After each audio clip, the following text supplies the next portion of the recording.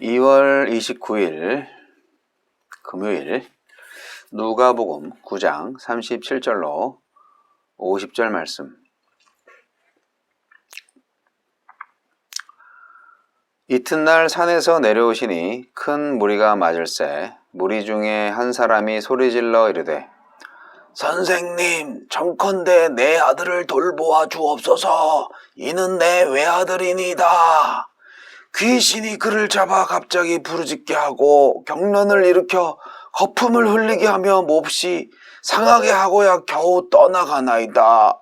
당신의 제자들에게 내쫓아 주기를 구하였으나 그들이 능히 못하더이다.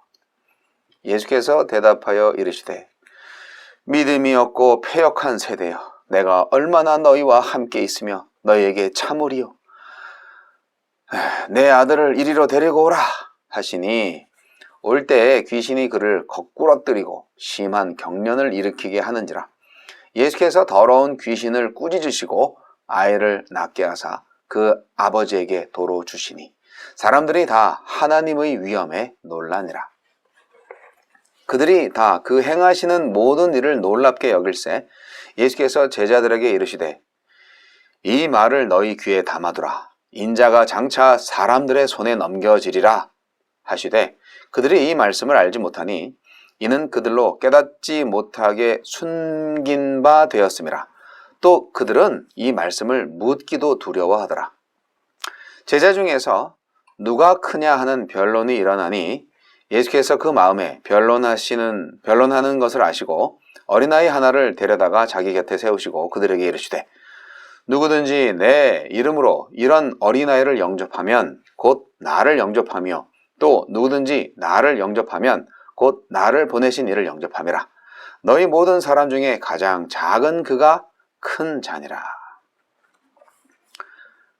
요한이 여짜오되 주여, 어떤 사람이 주의 이름으로 귀신을 내쫓는 것을 우리가 보고 우리와 함께 따르지 아니함으로 금하였나이다.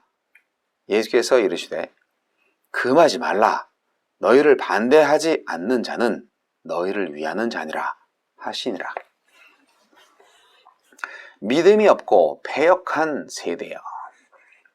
사날에 남아있던 제자들은 귀신을 쫓아내는데 실패하고 있었습니다. 예수님은 귀신 들린 아이를 온전케 하시고 여전히 영광을 바라는 제자들 앞에 어린아이를 세우십니다. 우리에게 주시는 교훈은 무엇입니까? 지금도 마귀는 활개치며 이 세상을 괴롭힙니다. 직접 사람을 괴롭히기도 하지만 악한 세력과 잔혹한 제도를 통해 하나님의 존귀한 형상을 짓밟고 있습니다. 수많은 사람들이 전쟁, 착취, 학대, 방치 등으로 고통당하고 있습니다. 이것이 바로 하나님이 우리를 영광스러운 산 위가 아닌 고통스러운 산 아래에 두시는 이유입니다. 하나님은 우리가 믿음으로 마귀의 세력을 몰아내고 긍휼로 사람들을 고통에서 건져내길 기대하십니다. 제자들은 여전히 예수님을 통해 출세하려는 헛된 욕망에 사로잡혀 있었습니다. 귀신 들린 아들을 보는 그들의 마음엔 아이를 향한 긍휼, 귀신을 향한 분노, 하느님을 향한 의존은 없고 이 아이를 고쳐서 사람들을 놀라게 하려는 욕구뿐이었습니다. 이것이 믿음이 없고 패역한 마음입니다. 믿음은 자신을 높이기 위해서가 아니라 악을 몰아내고 약한 사람을 돕기 위해 하나님의 능력을 의존하는 마음입니다. 이 믿음만이 비명과 절규가 가득한 세상을 평화롭게 변화시킬 수 있습니다. 제자들이 사람들에게서 주목받지 못한 것을 못내 아쉬워하고 있을 때 예수님은 자신이 겪을 고난을 다시 예고하셨습니다. 그러나 이미 마음이 높아진 제자들은 그 말씀을 이해하지 못했습니다. 높아지려는 마음을 버리지 못하면 낮은 곳으로 내려가시는 주님을 따를 수 없습니다. 하나님 나라에서 큰 사람은 어린아이처럼 작고 약한 사람을 주님처럼 여겨 존중하는 사람입니다. 높아져서 약자 위에 군림하려는 사람은 하나님 나라를 위태롭게 하는 자이고 약자를 존중하는 사람은 하나님 나라를 이어가는 자입니다. 나는 어떤 사람입니까? 제자들은 어떤 사람들이 예수님의 이름으로 귀신을 내쫓는 것을 보고 금했습니다. 이는 사람을 고통에서 건져내는 것보다 자신들의 특권을 지키는 일을 더 중시한 것입니다. 예수님의 제자들이 서기관과 바리새인들처럼 되고 말았습니다. 예수님의 제자는 자기 체면을 지키는 것보다 다른 사람을 구원하는 일을, 특권을 누리는 것보다 다른 사람을 유익하게 하는 일을 더 중요하게 여겨야 합니다. 주여, 높아지려는 야망을 버리고 낮은 자를 섬기신 예수님의 마음을 품게 하소서. 오늘 말씀은 여러 가지 이야기와 교훈을 담고 있습니다. 본문이 좀 길어서 사실 설교가 한 서너 개 나올 수 있는 그런 본문입니다. 그런데 이 본문을 전체적으로 이해하는 것도 그렇게 나쁘지 않습니다. 일단 이 오늘 말씀은 이제 변화산에서 내려온 다음에 일어난 사건을 말하고 있고 쭉 이어져 있어요. 그래서 변화산에서 내려오니까 이제 그 산 밑에 있던 제자들이 귀신을 내어 쫓지 못하고 있는 모양이었죠. 예수님이 굉장히 화가 나셨어요. 근데 그 화가 나신 표현이요, 제자들한테 한 거죠, 이게. 아이고, 이 믿음이 없고 패역한 세대요. 이렇게 얘기를 하셨는데, 요 문구가 사실 구약에서 하나님이 당신을 믿지 못하고 부패한 그 광야 세대를 꾸짖을 때 사용하신 표현과 비슷한 표현입니다. 부패한 마음은 무슨 마음이냐고요? 네, 성서적으로 부패한 마음은 하나님을 떠난 마음, 하나님의 뜻에서 윤리적으로 멀어진 상태를 의미합니다. 예수님은 그러니까 이 출애굽한 이스라엘 민족이, 히브리 민족이 광야에서 하나님을 제대로 따르지 못하고 아주 어린아이처럼 불신의 그 시간을 보냈던 바로 그 모습을 떠올리는 거죠. 이 세대가 바로 그런 세대다 하는 식으로 탄식하시는 겁니다. 예수님은 하나님의 위치에서 불순종과 불신의 사람들을 책망하시는 이 모습이 좀 전에 변화산에서 영광스러운 모습으로 이렇게 변모하셨던 신적 정체가 드러난 흐름과 아주 연결되면서 대조적입니다. 그래서 변화산의 모습을 예수님의 그 변화산 위의 모습을 산 밑에 있었던 사람들은 보지 못했을 텐데, 오늘 본문 말씀은 귀신을 쫓아낸 다음에 또 제자들을 이렇게 책망하신 다음에 이제 귀신을 쫓아내신 예수님을 보면서 사람들이 하나님의 위엄에 놀랐다, 이렇게 누가복음은 기록하고 있어요. 그러니까 하나님의 입장에서 볼 때 제자들이나 모든 사람들이 약간 믿지 못하는 이 패역한 세대, 그런 욕을 먹는 세대, 그렇게 된 거죠. 광야의 이스라엘 백성들처럼 예수님의 제자들이 그 당시에 그렇게 패역한 세대로 그렇게 낙인이 찍혔습니다. 그리고 이제 쭉 돌아가면 이제 예수님의 그 활동이 이제 중기에서 말기로 접어드는 지금 광경인데요. 언제까지나 내가 너희와 함께 있겠냐, 믿음이 적은 자들아. 그러니까 패역한 세대와 믿음이 없음을 예수님은 굉장히 답답해하고 있는 그런 상황이죠. 얼마나 내가 너희와 함께 있어야 하고 너희를 참아야 하느냐. 이게 이스라엘, 광야의 이스라엘의 상태에 대한 그 모세의 탄식하고 비슷합니다.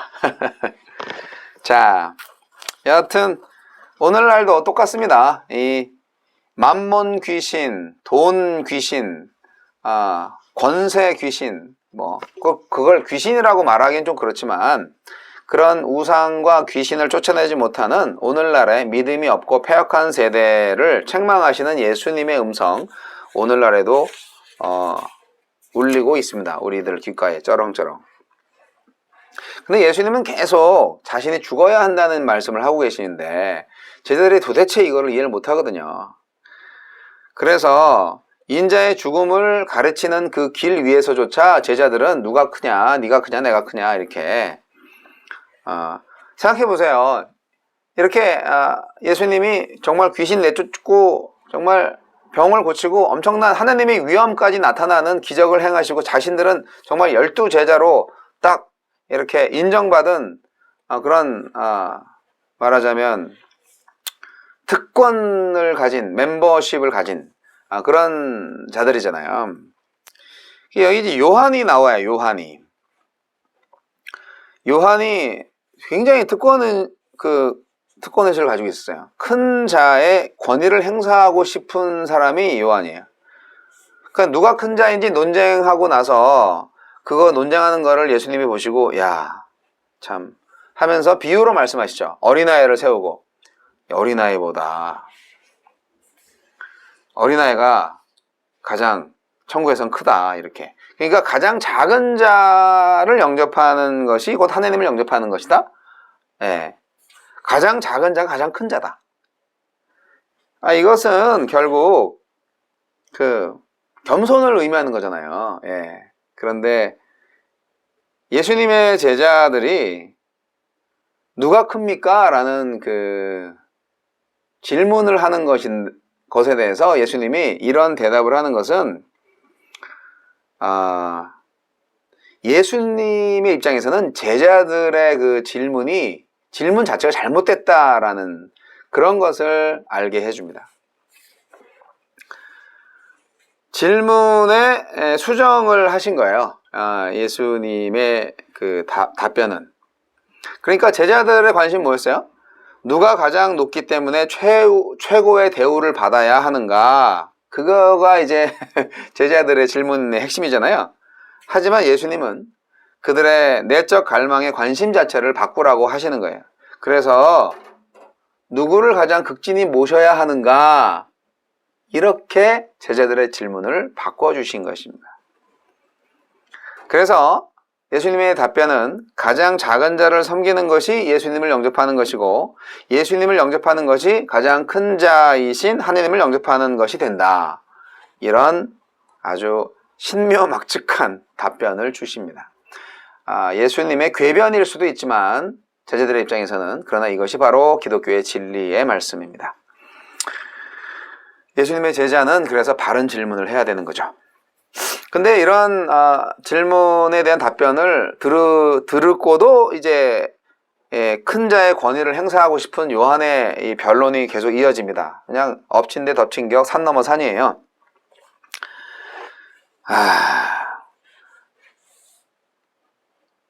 요한은 예수님한테 저기요 주님, 어떤 사람이 주의 이름으로 귀신을 내쫓는 것을 제가 봤는데요. 우리를 따르지 않기 때문에 그거 하지 말라고 우리가 했어요. 그리고 여긴 나오지 않지만 잘했죠? 이렇게 인정받으려고 했을지 몰라요. 요한이 이렇게 예수님한테 했을 때. 근데 예수님한테 또 한 방 맞죠? 금하지 마. 무슨 소리야. 너희를 반대하지 않는 자는 너희를 위하는 자다. 이렇게 또 요한이 제자들이 기대하지 않았던 답변을 예수님은 하십니다. 요한을 비롯해서 12제자는 다른 사람이 예수님의 이름으로 귀신을 내쫓는 것을 보고 그 사역을 금했다는 것을 말하는 것인데 이것은 12제자 멤버십의 특권을 가지고 있었다는 아주 명확한 증거입니다. 그래서 우리를 함께 따르지 않기 때문에 그러니까 그 사람한테 우리를 따르라 했는데 따르지 않았겠죠. 그래가지고 하지마 이렇게 얘기한 거네요. 그러니까 우리가 컨트롤하는 이 우리의 권위에 순종하지 않으면 너 그 사역 안 돼. 그렇게 한 거잖아요. 그러니까 이 예수님의 제자들이 벌써 바리새인들이 된 것 같아요. 이게 아주 문제가 된 거죠. 근데 이게 이제 오늘날 모든 교회 지도자들의 못된 습관입니다.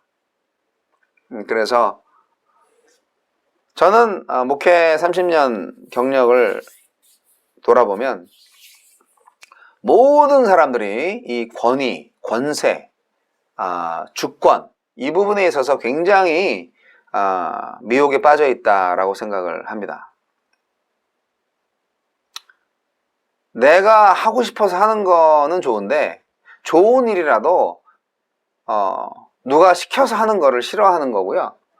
그리고 돈 한 푼 나오지 않는 거라도 내 마음대로 할 수 있고 내 뜻대로 움직여지는 것에 대해서 만족감과 쾌감을 느끼는 인간의 이 권위에 대한 이 쾌락주의, 그거를 즐기는 거죠. 권위에 대한 부분이 굉장히 많고요. 이게 이제 종교기관, 제도권 교회 뭐 다 포함해서 뭐 이 1대1 관계에서 똑같아요. 누가 권위자냐. 예. 참. 그래서 오늘 말씀은 굉장히 중요한 리더십에 관한, 오늘날 교회의 모든 문제가 리더십의 문제거든요. 예수님의 이 교훈, 섬기는 리더십, 섬기는 자가 가장 뭐랄까, 섬기는 자가 이제 저도 애매하네요. 예, 저도. 왜냐하면 가장 작은 자가 가장 큰 자가 된다는 말씀을 하신 건데, 왜냐하면 가장 큰 자에 대한 답변이 없으시니까. 네. 맞아요. 가장 큰 자가 되면 안 돼요. 가장 큰 자가 누구인지 질문해서도 안 돼요. 예. 그냥 우리는 어린아이와 같은 자를 섬기는 존재가 되어야 합니다. 우리가 예수님의 제자들만큼 영성이 높은가요? 그러지도 못했는데 오늘 본문에서 제자들은 아주 예수님한테 계속 깨지고 있습니다. 물론 이 제자들은 예수님이 나중에 부활하신 다음에 다 바뀌어서 진짜 사도처럼 사도의 사명을 잘 감당했죠. 예수님 다 알고 계셨을 거예요. 그럼에도 불구하고 이 순간만큼은 오늘날 타락한 우리 사역자들, 오늘날 21세기를 살아가는 바보 같은 목회자들 못지않은 아주 실패한 제자들의 모습을 보이고 있습니다. 반면교사 삼아서 오늘날 우리는 진짜 예수님의 뜻대로 사역하는 사람들이 되었으면 좋겠습니다.